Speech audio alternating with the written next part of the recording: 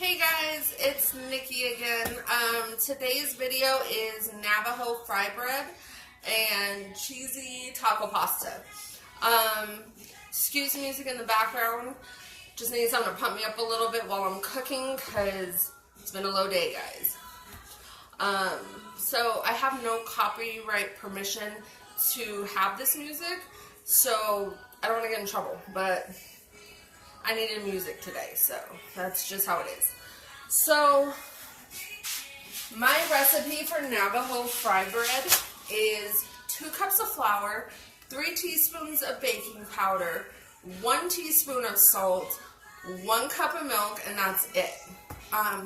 You're going to want a sticky dough, and you're going to take your sticky dough, and you're going to roll it out. Now when you roll it out and knead it, you're going to need flour on the board. So you're going to start with the sticky dough, but then it's going to be covered in flour, so it's not going to be quite as sticky, which is okay.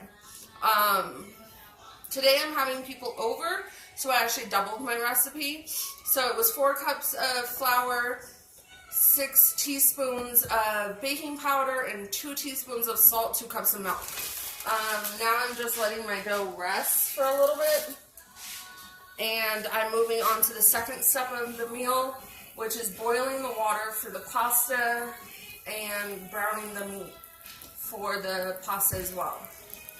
I'm using a little bit of ground turkey and like 1 pound of ground beef, taco seasoning mix, and macaroni, just the elbow macaroni. I actually got this big bag at the 99-cent store, so that's an option. And the 25% less sodium taco seasoning is just as good as the regular one, but you won't die as quick, I guess. And the last ingredient is the paste chunky salsa. And because we're happening to have a cherry dough, I'm also making macaroni and cheese. So that's that. So right now I'm just browning my meats, boiling my water, and letting my bread set. The Navajo fry bread is like super good to make instead of using tortillas one night for tacos. Switch it up a little bit. So yummy. And you can also take it and make dessert out of it. That's what I do. Like I use half the batch for tacos and then I use the other half for dessert, and I just fry up little balls and then I put cinnamon and sugar, so it's really yummy.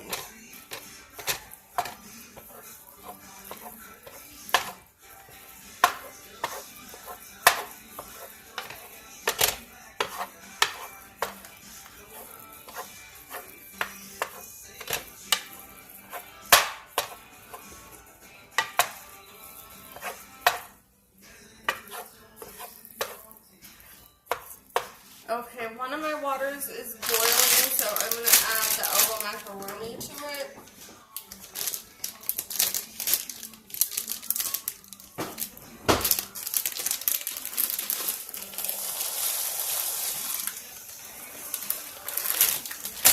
You know what, guys? 1 second. I used the wrong pot.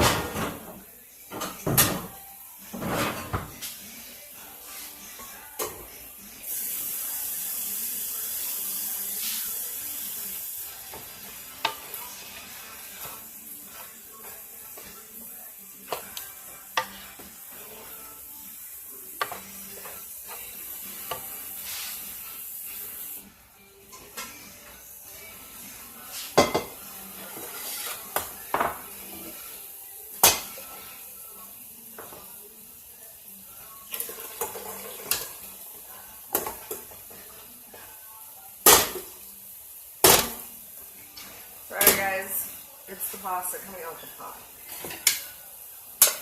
I had to switch from one pot to another because there was too much pasta and not enough more those. Hang on for a sec.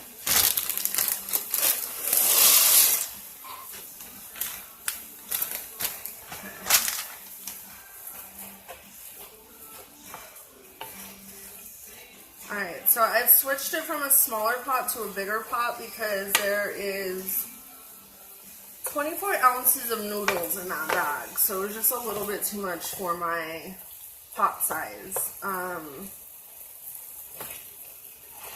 Macaroni and cheese water looks like it's starting to boil, so I'm going to add the macaroni and cheese to it.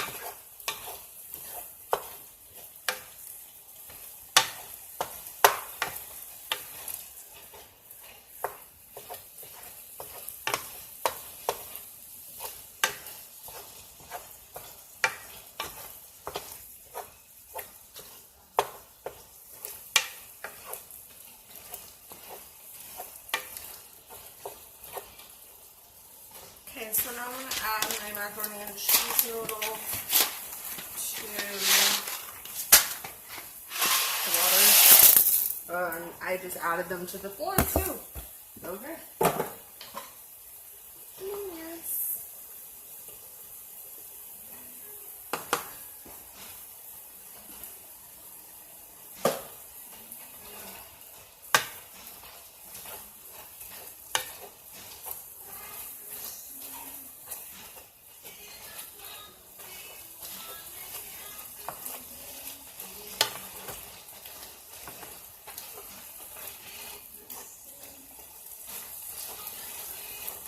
Okay, so this video doesn't go on for like 6 hours because that's not what we're about here on this channel.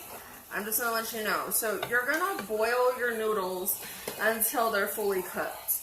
And then what you're going to do is you are going to brown your ground beef, ground turkey, ground pork, whatever you like, ground up meat. Put the top seasoning in with like a little bit of water just to give it something to work with. Then you're gonna try to like simmer out all the juices and like let it suck in, and then you're gonna add the noodles to the ground beef, ground turkey, ground whatever, and then you're gonna add the paste chunky salsa. And there's actually one more ingredient that I forgot to pull out, so give me 1 second. The last ingredient is just Fiesta blend or Mexican blend cheese. You add that to it. Stir everything together.